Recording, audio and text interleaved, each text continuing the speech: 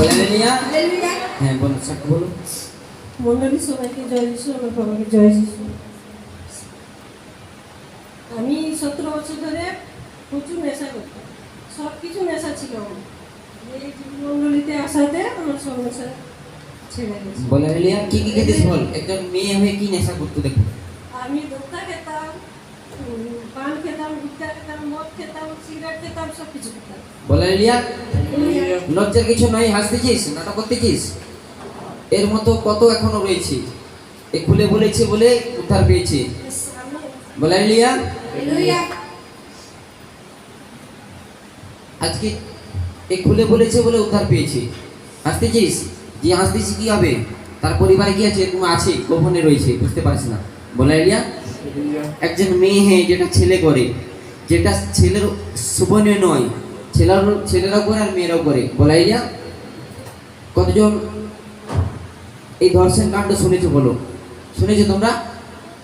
এখনো সিবিআই কোনো রেজাল্ট দিতে পারে না। বলে হালেলুয়া। 15 দিন, আজকে 15 দিন চলছে।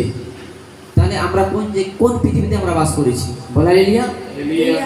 আর আমি যখন পরশুদিন যখন মোবাইল খুললাম, এখনো টানা কি হচ্ছে, রায় চলছে যে সিবিআই সব থেকে কি হয়, সব থেকে বড় নাকি? হ্যাঁ বলো। হ্যাঁ, সিবিআই মানে কি হয়, সে আইনের একবারও মেন জায়গা নাকি? সে সিবিআই এখনো কি হচ্ছে পারছে না, সে সিবিআই এখনো তদন্ত করে দিতে পারছে না। অর্থাৎ কি, ওর মধ্যে কি ঢুকে গেছে? বলে হালেলুয়া। ওর মধ্যে কে ঢুকেছে? জগতের মানুষ ঢুকেছে, রাজনীতি ঢুকে গেছে। বলে হালেলুয়া। আর ওই দিন আমি সেই খবর শোনার পর, ওই দিন আমি শুধু 5 মিনিট দেখেছিলাম। একজন মহিলা, খুব সুন্দর, একজন বয়স্ক মহিলা, সে বার্তা দিয়েছিল খুব সুন্দরভাবে। একই এর সাক্ষী শুনে আমার মনে পড়লো। বলে হালেলুয়া। যোদ্ধা একবার পরমেশ্বর মহিমা করে। একজন মহিলা, সে আগে ডাক্তার ছিল, রিটায়ারমেন্ট হয়ে গেছে। আর যখন সেই শোনার পরে, খবর শোনার পর যখন সে প্রকাশ্যে লাইভে শেয়ার করলো, বলছে তোমরা এইভাবে আন্দোলন করলে কি করে উদ্ধার পাবে?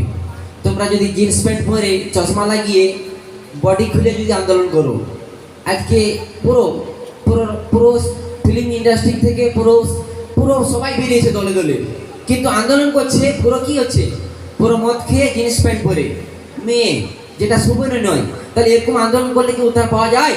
যোদ্ধা একবার পরমেশ্বর মহিমা করবে। বলে হালেলুয়া। তাহলে কি এ গোপনে নেশা করেছিল? আজকে আমরা এসেছি নয়, প্রভু নিয়ে এসেছে। তাহলে যদি আমরা সঠিকভাবে আন্দোলন করি, আজকে আমি যদি নোংরা পোশাকটা যদি পরে যদি রাস্তায় ঘুরি, কি হবে?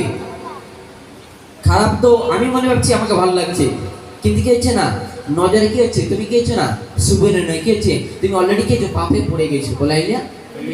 আজকে সেই পোশাক পরে তারা আন্দোলন করছে, বলছে এর বিচার চাই, বিচার চাই। আর কিছু পুরো শরীর খোলা, পুরো শরীর খোলা। তাহলে সেইভাবে আন্দোলন করলে তাহলে পরমেশ্বর কাছে উদ্ধার পাওয়া যায়?